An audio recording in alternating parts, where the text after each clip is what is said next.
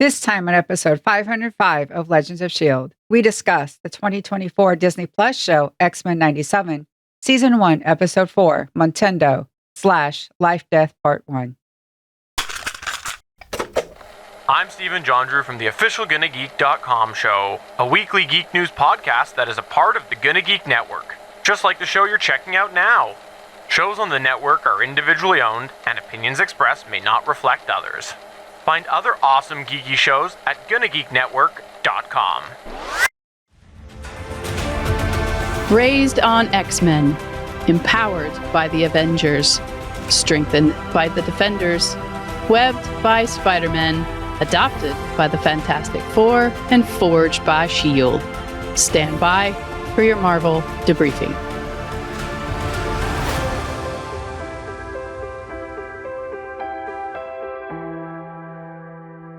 Now it's time for your Marvel debriefing. I'm Agent Michelle.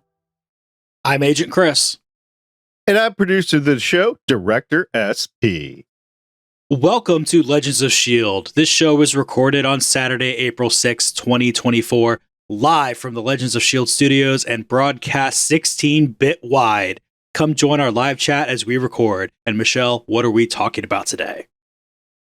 Today we are talking about Motendo / Lifedeath Part 1. Jubilee must relive the X-Men's greatest adventures when she's transported into a 16-bit video game. Overall thoughts, Chris? I think this is like going home for you. I'm surprised I didn't wet my pants because this is pretty much an episode of Playcomics brought to life. Michelle, what'd you think? It's a nice change of pace from last week's episode. And I'll cut in with it's a double creature feature. We'll get into it right now. We actually didn't decide on where we wanted to start talking about it, but let's start talking about the start, the intro, Michelle. You have to pay attention to it. Of course, you watch it and you listen to the awesome song, but now you've got to really pay attention to what they show because they're changing it up week after week. And that tiny detail of Jean, well, first off, the hair was down and flowing the first 3 episodes, and now it's tied back up to the actual Jean hair. That was such a tiny little brilliant touch on the creator's part. I feel accomplished because I'm the one that pointed it out when we were talking about episodes 1 and 2. That was me. Woohoo! I got it. I caught it right away. But yeah, they have been changing it up. Subtle details as we go forward. And there are details in the outro as well when they're doing the cards of which characters are actually seen on screen during that episode. But that was kind of how they did the original series anyway. But this was a specific thing that we're going to have to look into. If you're just picking it up and you're not going to press the skip intro button anyway, because let's face it, it's the X-Men, right? So make sure you are watching during those credits, not just listening to the music, and see if you can spot the detail change that is going to be introduced to you in the episode. It's a little subtle teaser for you there. The fact that they're taking the time to go in there and make these changes when you can skip it, like, even though I think that's a crime to skip it, just knowing that here's this thing that ultimately doesn't matter, but they're having fun with it anyway. Like, if I wasn't already convinced to watch the show, that would do it right there. I never skip the intro on anything. Like right now, I'm watching through the Bad Batch season 2, trying to get to season 3. And I'm not skipping the intro as I'm watching those. I finished season 1. I'm on season 2 right now. If you're going to show me a good intro, I'm going to watch it. That's just how I roll. Anyway, let's move on and let's talk about the console that everybody wants, the Motendo. That is straight up a Model 1 Genesis with the first X-Men Genesis game cart in it. And like, there is no question about it. You can call it Motendo, have that Nintendo-like name all you want. That is somebody who grew up playing those X-Men Genesis games. I think it was a little bit of we need to make it distinctly different so we don't get sued. I can see that. There's definitely far enough away on everything to where, yes, they didn't just copy it. But if you have ever seen a Model 1 Genesis, there is no question that that's what they were designing it based on. I have a question for both of you. How did the Motendo game get into Jubilee's room to begin with? Because they just find it and they start playing it. How did it get in there? Wolverine brought her a birthday present. What do you, I mean, somebody would have to give it to Wolverine. So they just had it like in a pawn shop or something downtown. Yeah, like Genesis consoles aren't that expensive. The X-Men game is pretty prolific, so it's not that expensive.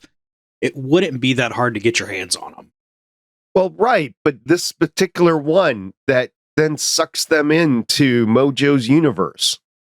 Oh, that was just Mojo finding the cables. I think it would have happened with any copy of the console in the game. Oh, so it's not just a special game that he planted in the room. It was just, here is your birthday present. Yep. All right. That's my thought. Okay. Headcanon accepted. And talking about the birthday, Michelle, she's 18. I know. And she just wants to play video games, and she gets her chance to. In a very interesting way, she gets trapped in there. And she has to play their greatest hits, which I thought was a really interesting way to recap the previous series. Because she's talking about Genosha, and then you got the Sentinels in there, and then you've got Magneto and Asteroid M. It's like, it really is. She is playing the greatest hits, and she's learning about herself, and she gets to level up not only during the game, but at the end, she meets a beta version of herself. For those of you who, know about video game creation and how it's tested and everything, I thought that was a great touch about how there were beta testers. And so there were beta versions of herself. And so she got to learn new ways to handle her power. And I thought that was just it's really, there were so many things going on in that game. And playing the greatest hits in more ways than one, because they're going through basically the Capcom Fighter series style of art in there, the Magneto fight from the end of the Genesis game. So much nostalgia. Experience Jubilee, which they dubbed the Hot Topic Stalker in there. She is badass. I wonder if she can fly jets. Probably. Okay. Because the Experience Jubilee made it to the end and she was the only one, it does mean that Roberto da Costa did not make it. Or he just left and he's not there. Don't make me sad. I'm just saying, she's the last one. They're also just the beta testers, though. So, real Roberto, please stay in our hearts. All right, let's get something lighthearted. Michelle, what'd you think about the music? Even the music was 16-bit. I'm just sitting there going, this is everything that you would want in an episode like this. The music is 16-bit. The graphics are 16-bit. I'm being taken back to where I was over at my friend's house because I didn't have one of these type of consoles. I had the original Nintendo. So there we go, 8-bit. So now here's the 16-bit, looking a bit more really cool. Like I remember, it's like, oh, wow, this is such an upgrade. Look at how cool this looked. And of course, now we have what we have. But you have to remember when you first saw that, it was just so cool. And hearing the music, Chris, I'm just in nostalgia land. What about you? Did you two hear it when I screamed out before? All right, so let me back this up a little bit. I thought that I wasn't going to be able to do this episode because I forgot how to read a calendar or what day it was or something. So did you two hear it when I screamed out no, that I was going to have to miss talking about this one? Yeah, it came through in it. the text. Yeah. I mean, I'm surprised you didn't hear it in real life. I mean, it was pretty loud. This is on top of the Playcomics connection that we have. I mean, even forget about that. just as somebody who grew up playing those games, having this be my real introduction to the X-Men and everything, loving those games, this is the perfect way, I think, to give somebody an introduction to the characters, to the team, to what's going on and everything. And just knowing that there are people working on the show who love these things enough to go in and make all these wonderful little connections that, quite frankly, they didn't need to make, and I still would have loved this. Like, the only thing missing is that they didn't somehow have to reset the game in order to beat Magneto, like you did on the actual first game. We got lucky, by the way. Dazzler wasn't available, so we got Jubilee. Dazzler's cool, but having the doubled up Jubilee, telling her younger self, it's going to be okay. Just use your powers, be cool, grow up a little bit, but not too much. And we're going to move on to the second feature in this episode. It's Life-Death Part 1. Michelle, we have a couple of characters in the desert. Yeah, we get Forge and Storm in the desert, in a cabin, riding horses. And then they're looking at an owl. And we just think it's an innocent owl. But it's not. Nope. We got the Adversary, which this is a new one on me, but the Adversary seems pretty nasty. Owls are never innocent. That's just something that I've picked up on. Storm here is still a badass, but she has to learn how to be a badass now when she doesn't have her powers. And just seeing how quickly she adapts to everything, I think really proves that. Do you think the Adversary was a courier owl on Hogwarts that just went rogue? No, it's much too cool for that. I don't know. I think that's pretty cool. Anyway, so we have them, and then Forge is trying to help Storm, but it doesn't work. And Storm then starts blaming him once she learns his history. Is he trying to help her, though? Because I'm not exactly sure. If he's as good as he says he is, he should be able to fix this. I think that he is legitimately trying, but I get where you're coming from. We're going to find out eventually. This is all going to be fixed. They're not going to leave him like this. I don't know how long it's going to take, but Storm's powers are eventually going to get fixed. And the way that they did the Adversary, I mean, it's very scary. But then Storm's reaction, because she is claustrophobic, was really genuine, and you really feel her horror. Yeah, it was very horrific at the end. They're really leaning into the horror. At least we got out of the horror a little bit in these two episodes. I mean, the video game's kind of horrific, but you don't really see horror in the second half of the episode with the life-death part until the end, and then you see it. So, yeah. Chris, how did you think about the split between the two stories? I really like the split here.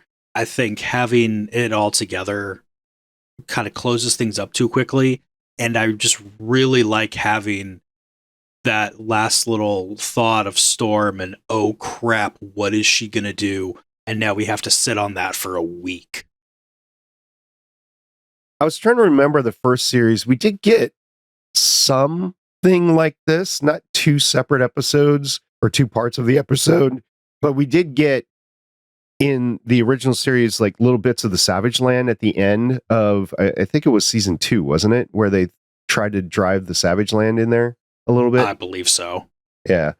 So they've done something like this before, but never this concrete of two different episodes into one. It's like you have an A story and a B story, but you can't interweave the B story into the A story because it's an A story on its own.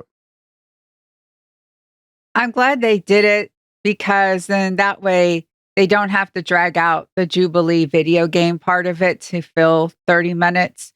And if they know, hey, we only have 20 minutes for this story and it makes it tight, it makes it good.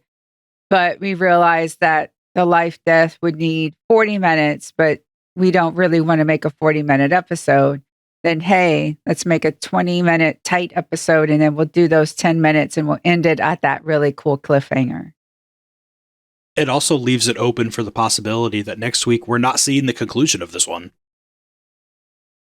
So, question for you guys: when Storm's out there riding, when she, slaps Forge and rides away, and then she falls into that culvert with the adversary, she falls into the house, and then Forge is there, and then the adversary bites and infects Forge.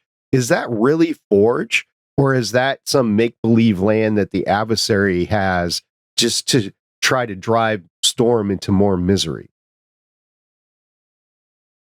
Oh, I didn't even think about that. I assumed it was actually Forge from the beginning.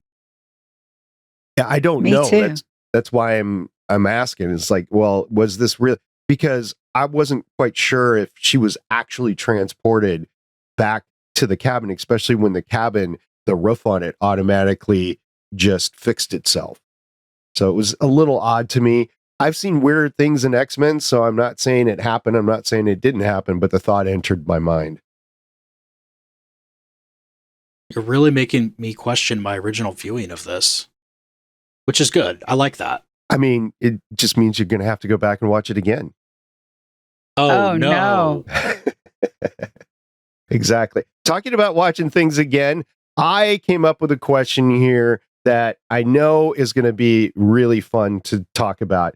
What is your favorite hacking video game themed show or movie? And I came up with some. We can debate them. Stop me at any time, and we'll talk about them. And then please add your own. So the first one I came up with is war games. You're not actually in a video game, but it's all about how a video game is affecting everything around you. So I think war games kind of fits in here, but I can understand if you guys say no, that's not right. I'm a horrible person. I haven't seen it. I know the basic premise of it. Just based on that, I think you're cool. Would you like to play a game? Have you heard that? Like, I have, said and I that know that's way? where it's from and everything, and I know it's Matthew Broderick and stuff. I haven't actually gotten around to seeing it. All right, let's just move on then. I'm so disappointed. The Matrix. You've seen The Matrix, right, Chris? Yes, I have. All right. I think The Matrix fits square in here. Matter of fact, they even had the phone booth, the phone call where they got transported. That's straight out of The Matrix. Even if you take out the fourth one, which is actually about making a game, I would have said The Matrix fits in here perfectly. All right. The next one is Tron. You could take the first one, the second one, the web series. I don't care, but Tron is definitely in here. Oh, most definitely. All right. Ready Player One. What do you guys think of that one? I don't know if there's hacking so much as social engineering, but that's also just hacking in the real world, so I'm good with that. All right. The Last Starfighter I threw in there.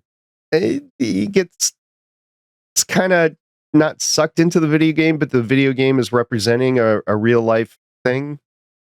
So, all right. Let me guess. Chris, you have not seen The Last Starfighter. That is a true statement. How can you not see The Last Starfighter? It's about a console video game back in the 80s. How have you not seen it? You have like 50 years on me of time to watch things. All right. Let's move on. Jumanji, the 2017 one about the video game, not the board game one. Oh, see, for some reason, I was thinking about the board game one, and I was also cool with that because I don't know. It's just what I thought of, and I didn't even think about the 2017 one. But the 2017 one, yes, that is also perfect, and it has Karen Gillian, which is always a good move. I have not seen this one, but it came up in some of my searches. Gamer from 2009. Have either of you two seen Gamer? I don't know that one. I feel like I might have. All right. So just leave it on the list. Somebody else that has seen it can respond to us and let us know if that's there or not. Something else I have not seen is Level Up. It was a TV series that ran from 2012 to 2013. Seemed to fit right in here. again, it's another one that I searched. I didn't watch, so I'll just throw that in there. The 2021 movie that came out during the pandemic, Free Guy. Did either of you two see that? That No. one is a whole lot of fun. Would that fit on this list? Yeah, I think that one fits. All right. 3 left. Scott Pilgrim versus the World. I haven't seen that one, but at this point, I'm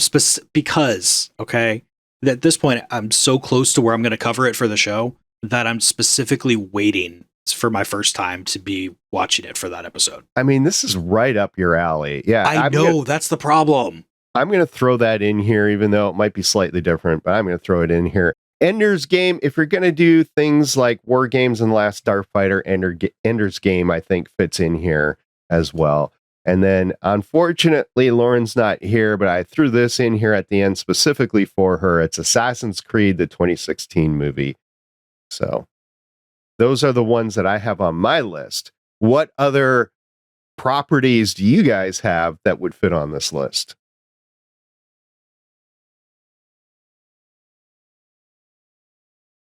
I don't have one. Okay. Really? Well, I thought you were going to take Hackers. I know. I thought about saying it as well, but we are debating about Hackers. All right. So we had a debate about Hackers. Listener, if you have a thought either way, let us know. Chris, what do you got? I'm going to also stretch things a little bit and say the Sonic the Hedgehog movies. All right. I guess there was also, what was that? It was in Pixelated or whatever. Another video game movie that recently came out. And then there's the Mario Brothers movie too, I guess.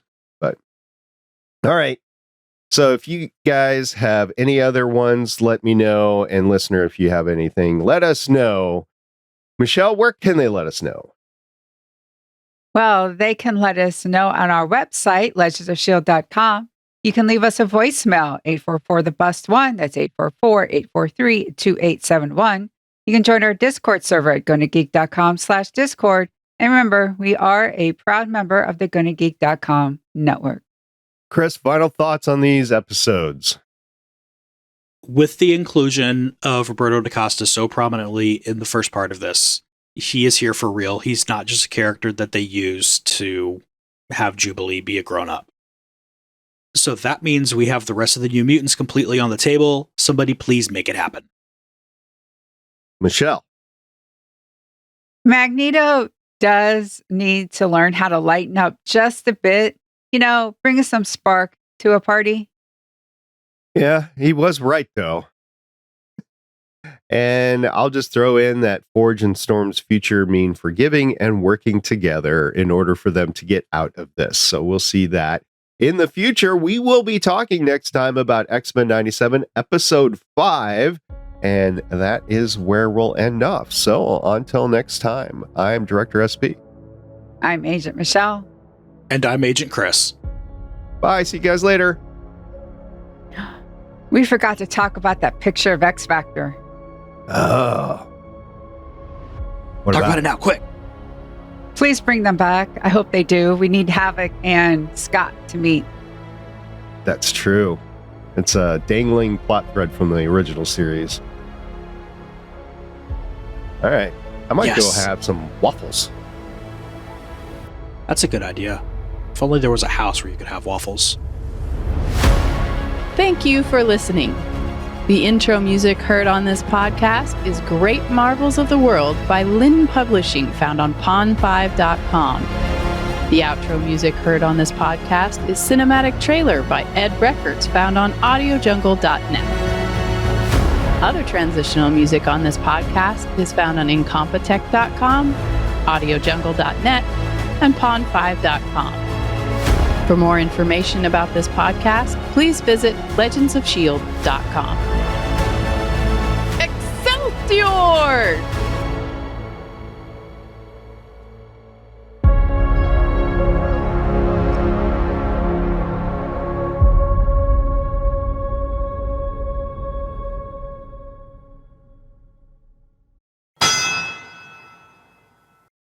The beard is gone.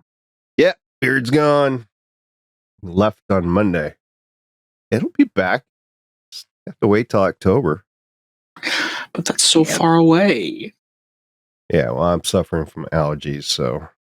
I understand that you don't want a pollen collection right in your face. I do not.